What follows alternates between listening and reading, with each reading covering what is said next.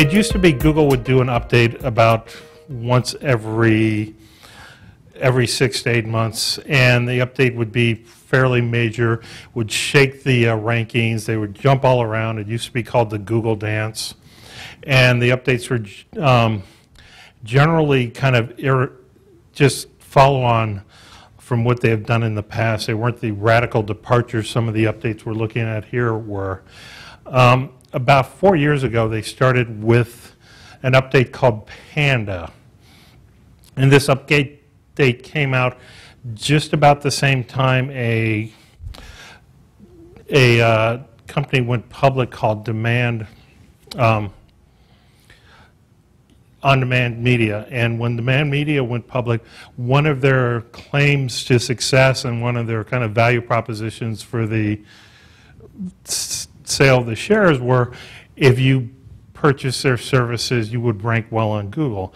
And what they were doing was creating lots of kind of low quality, thin, poorly written content that you could slap up on your website and would help with your Google rankings. Well, Google realized that this kind of thinly written content was a bad thing, and they released the Panda update just after Demand Media went public, which was not a coincidence.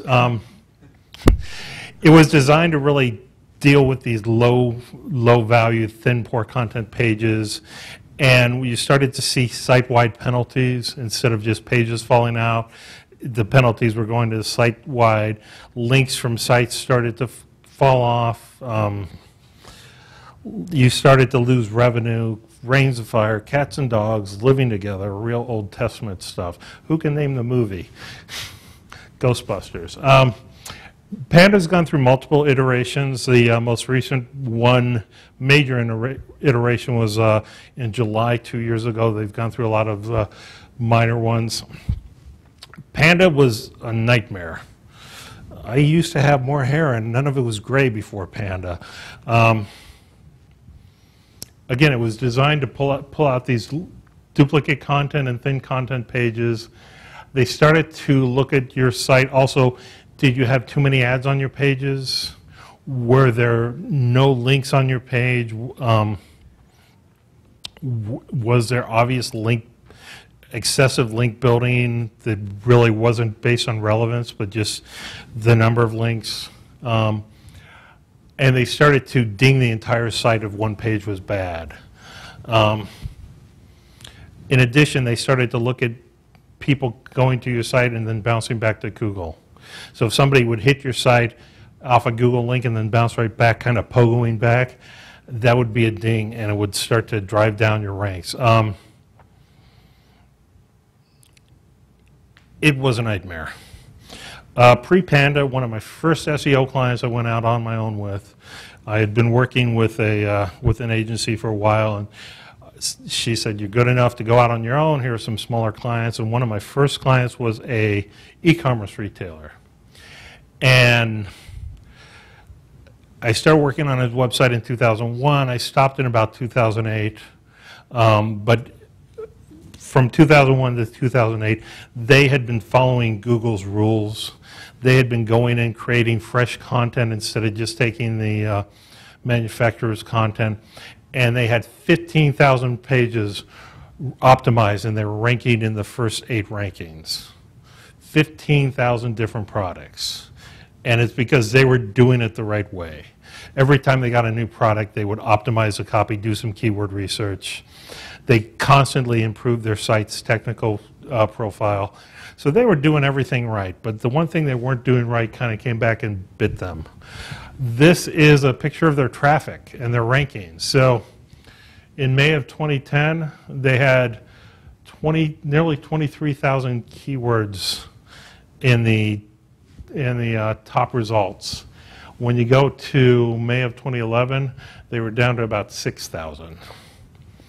Each one of these keywords was driving traffic. A lot of those clicks were turning into revenue. The CEO stopped taking a salary. 2/3 of the workforce got laid off. He took out loans. It was a nightmare. They lost a lot of traffic. And this is kind of the value of the organic clicks if you were to pay for them. Again, it was a complete nightmare. The reason this site lost their search presence was they would go in and they would optimize their content. They'd do the keyword research, and then they were sharing this content with all their affiliate sites like Commission Junction, etc. And they were sharing it in such a way that Commission Junction and the other affiliate sites were being viewed as the originator of the content, and my old client was being viewed as somebody who was duplicating that content.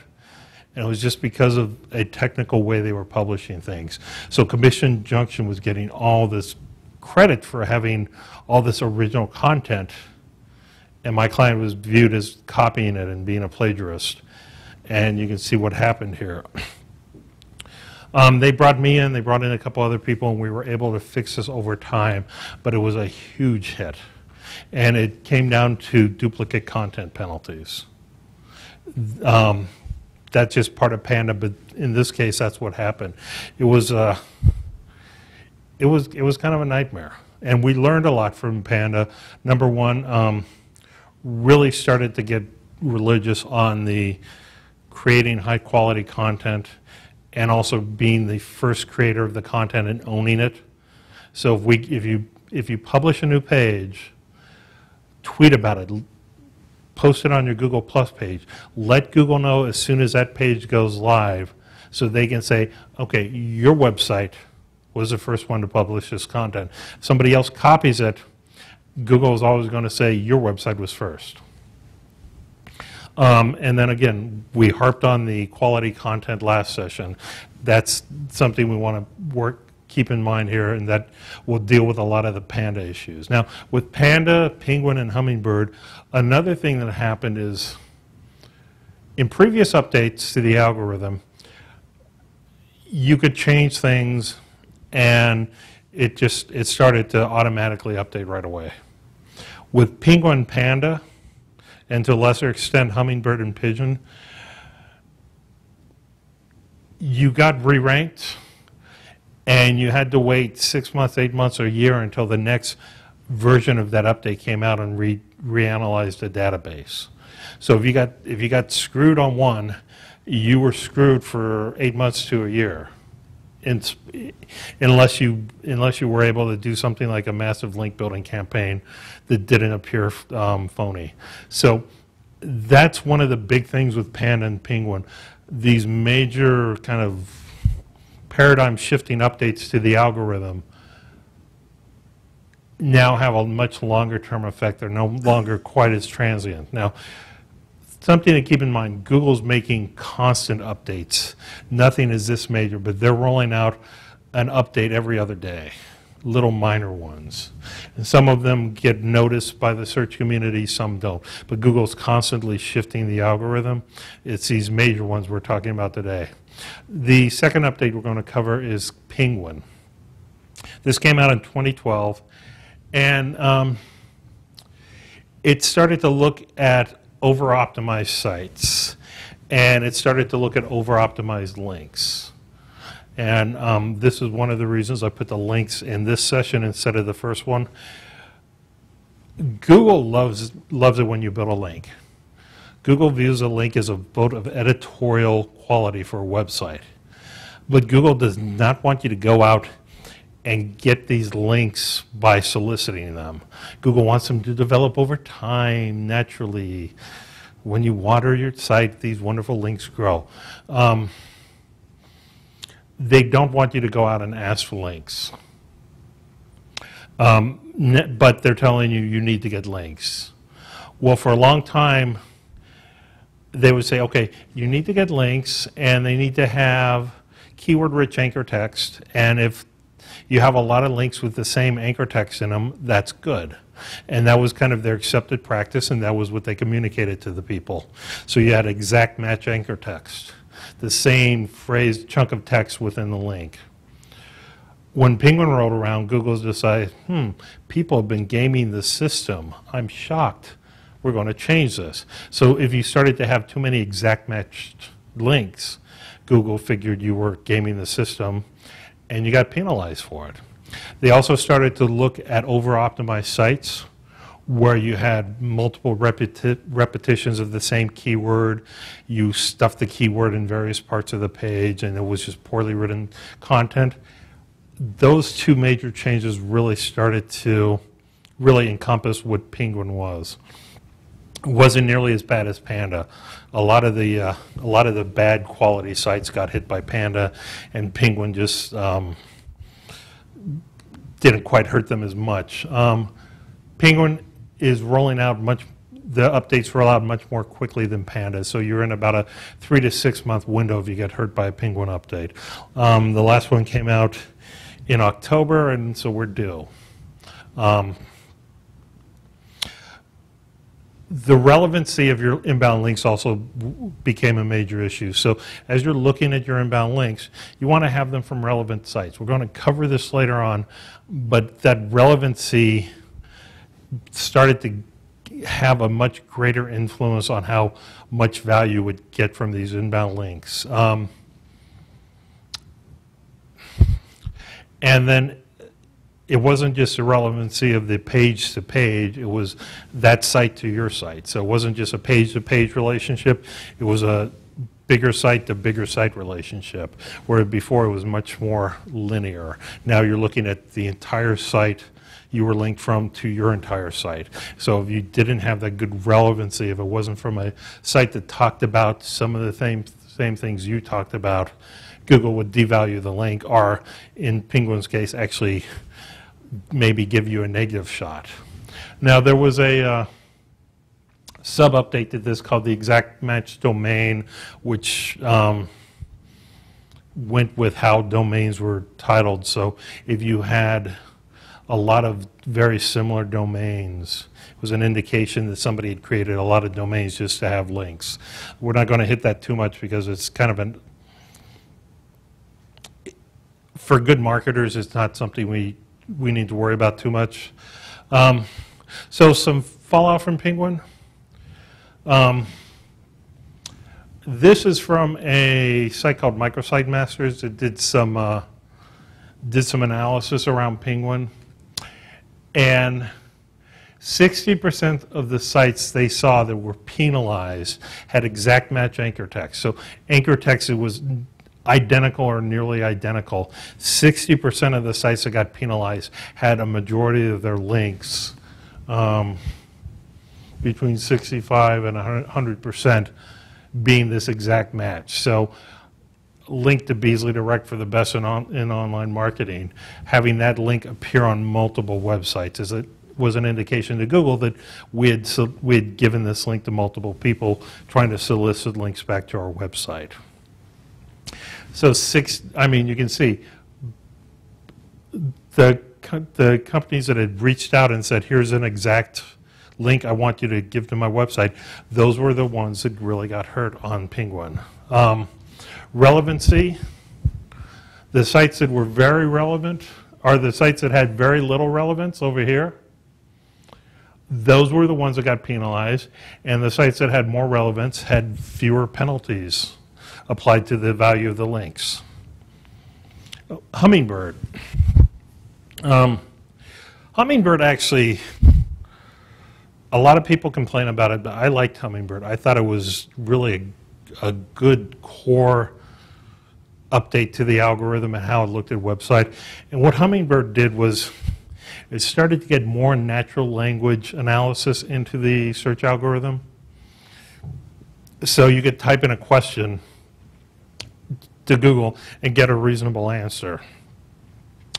And so it brought in the idea of semantic search much more. And it also really started to institute those knowledge graph results we showed earlier. If you remember the Abraham Lincoln example from the last section, those started to be returned more often. They had experimented with knowledge graph before, but now there are estimates out there that probably about 30% of all search results have a knowledge graph plot returned with them. So that came about as part of Hummingbird. It rewarded sites that were richer, deeper, better content. And So in this case, it was a positive change as opposed to the kind of negative panda penguin change. Rolled out in August of 2013. Like I said, I think it was a generally positive thing, and you can see I have a much happier picture with it, as opposed to the penguin with the AK. Now, let's talk about what happened last month, 3 weeks ago. Mobile Armageddon, the mobile-friendly update. That's the official title, the mobile-friendly update. This was an update designed to take advantage of the changing profile of most searchers. Google started sending signals about this back in December saying, within your Webmaster Tools account, saying your site has mobile friendliness issues. And we'll talk about some of those in a second. And they started kind of sending you signals. And then in February, Google said, starting on April 21st, we are going to release a significant update to the search algorithm. And Google never uses those phrases ahead of time, significant update. And this update will have a significant impact on search engine rankings. Now, the target for this was for sites to rank well on a search done on a mobile phone. They had to be mobile friendly. This has not been applied to desktop searches yet. Everybody I know thinks it's going to be eventually. But for right now, this is just strictly with searches performed on mobile phones. Now, the good thing with the mobile-friendly update is it's dynamic. You make the fixes, and within a couple weeks, you're seeing results, as opposed to Penguin, Panda, which 6 months to a year, depending on the update. So that's a good thing with the mobile-friendly update. Google's giving you a tool. You can enter any page on your website at the mobile-friendly tool, and Google will do analysis of it. And they'll give you suggestions on how to improve it. And they'll say, here are the issues, here are some ideas on how to improve it, and here are some ways to do it with your different CMSs. I believe they have Joomla, Drupal, WordPress, and there's a third one up there. But they actually kind of get down to it on a CMS by CMS basis.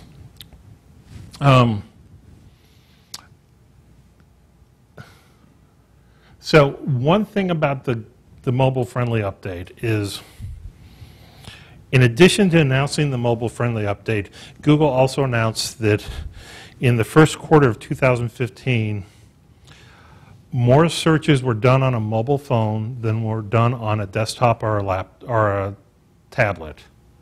So huge sea change here. More people are using their phones to access Google than are using tablets and desktops.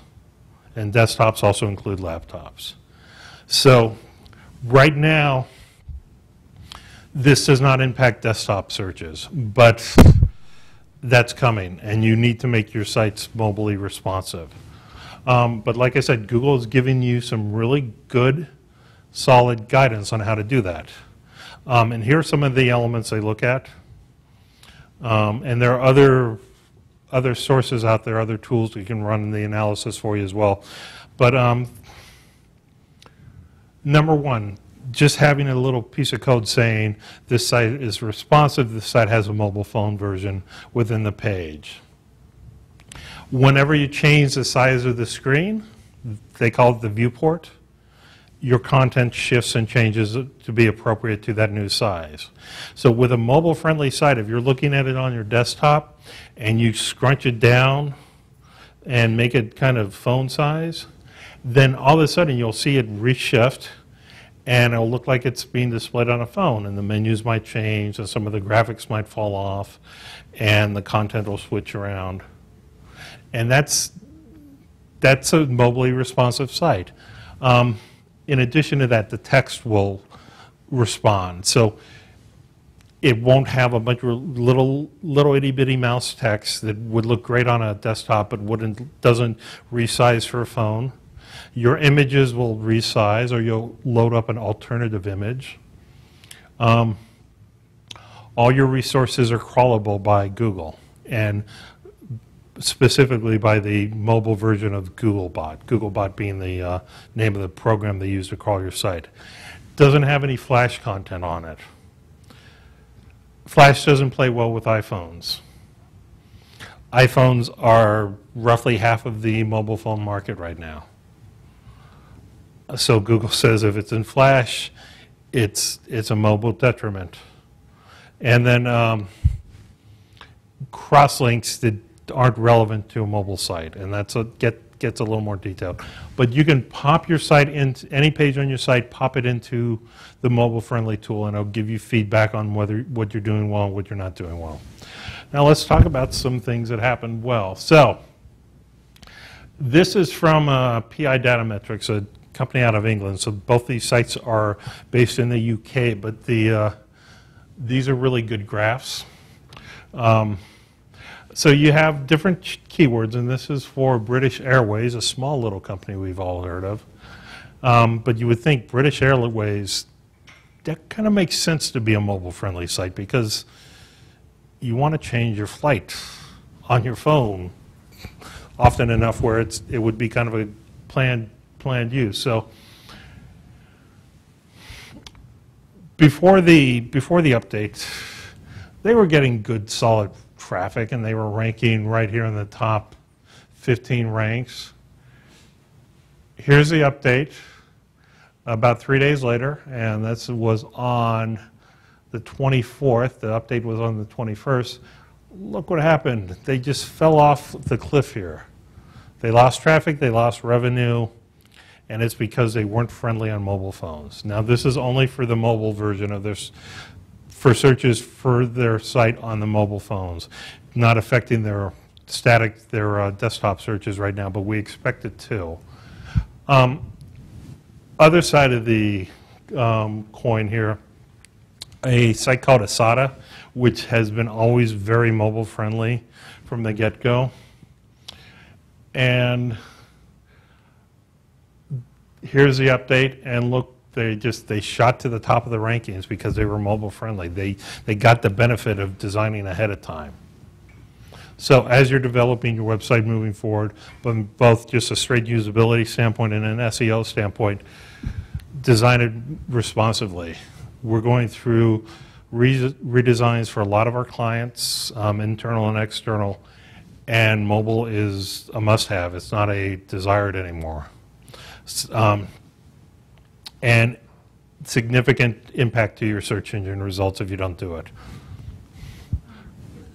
Yeah? Does it apply only when the user is searching on a mobile device? So the question was, does this happen only when they're searching on the mobile device?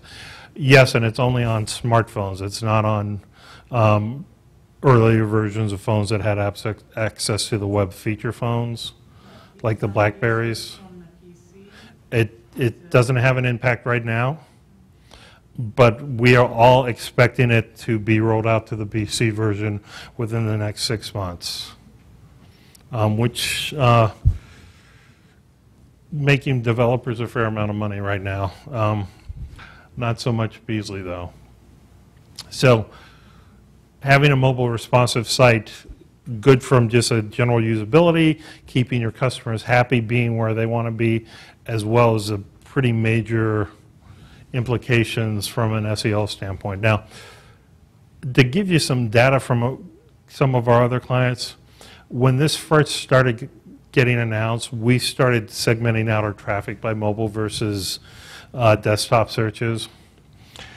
And we actually saw some of our clients were having incredible conversion rates on mobile that were kind of buried by mediocre conversion rates within their standard desktop traffic. And we were able to take that information from the analytics and say, okay, if we're getting great conversion rates with the natural search, let's go ahead and put some paid ads up on AdWords. And we saw a definite bump in revenue.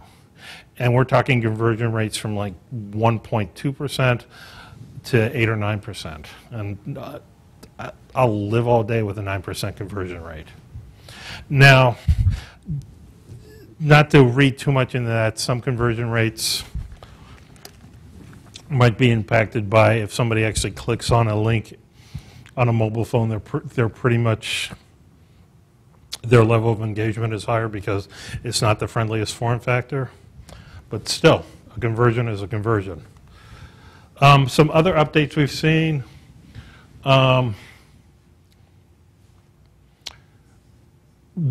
Google's constantly shifting their page layout. And I have 3.14 up here.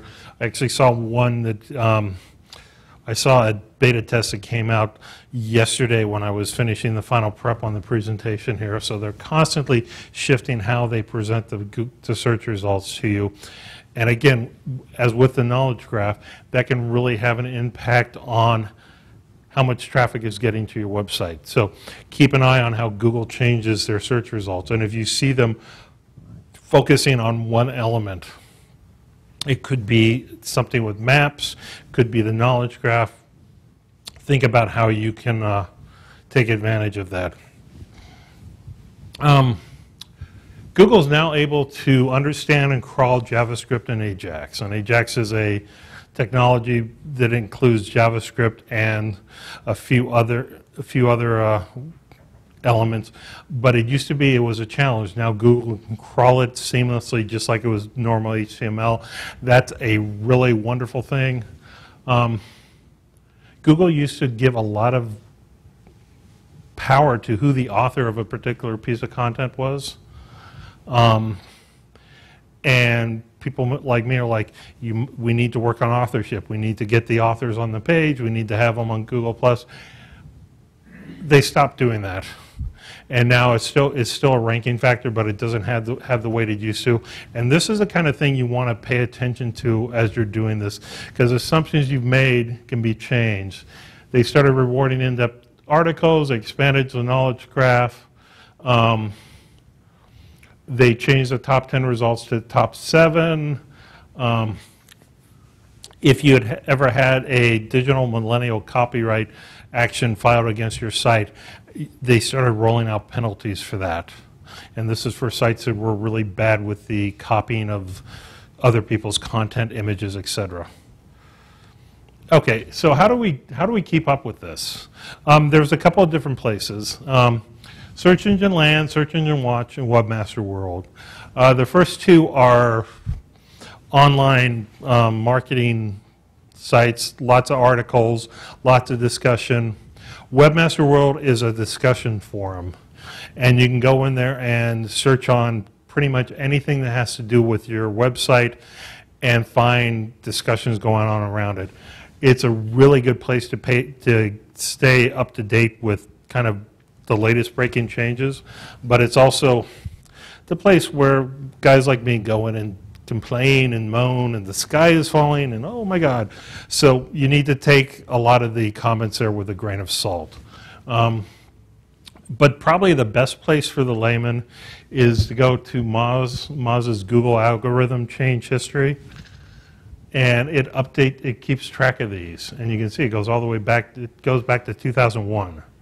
But it gives you an update, a name of the update. It gives you some information on them, both from a research as well as a analysis factor, and it will give you oftentimes some really good ideas on how to deal with it.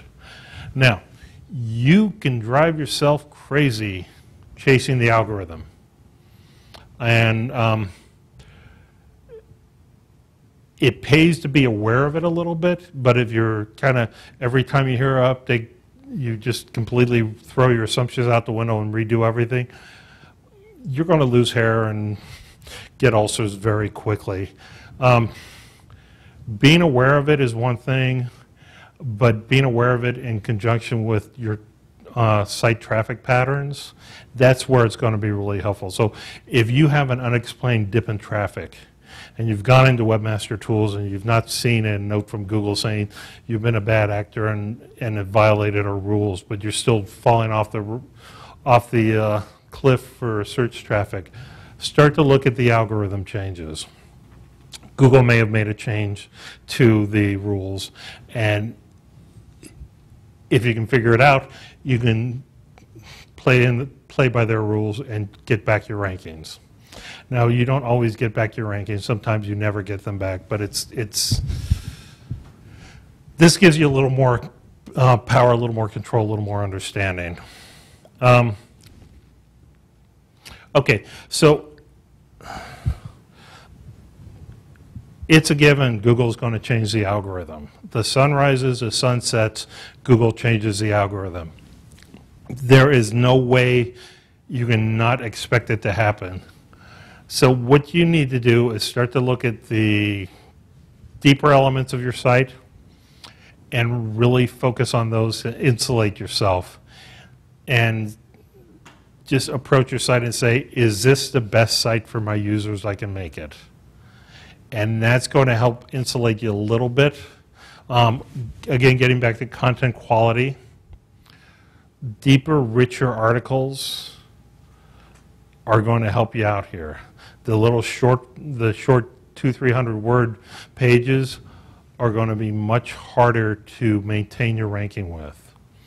And there are some times where 300 to 500 words is a right length for a page, but it's harder and harder to get those thin pages to rank well, just when you're, all things being equal, and you're just looking at the length. So if I want a blog post to rank really well, it needs to be really meaty and have content people want to talk about. And generally, you can't hit that kind of meatiness, richness factor in less than 1,500 to 2,000 words. There's not enough info there to get the intrigue you want, the attention you want. There are a couple of resources out there on the web that kind of give you ideal links for different types of online postings. Moz has one, and they say 1,500 to 2,000 for a blog post, 130 characters for Facebook, 38 for Twitter, and they'll give it to you by channel. And some of them will even say you're going to have the best luck for B2B on Twitter on Tuesdays through Thursdays. So definitely worth your time, and it can help you kind of influence your content strategy. Now, in addition to the content, get in the habit of sharing your information off your site. We're going to cover link building, but just having quality content and letting people know about that, and having a good structured program around that. Additionally to that, maintain your domain, pay attention to when it expires, pay attention to how your hosting company is viewed in the world. Don't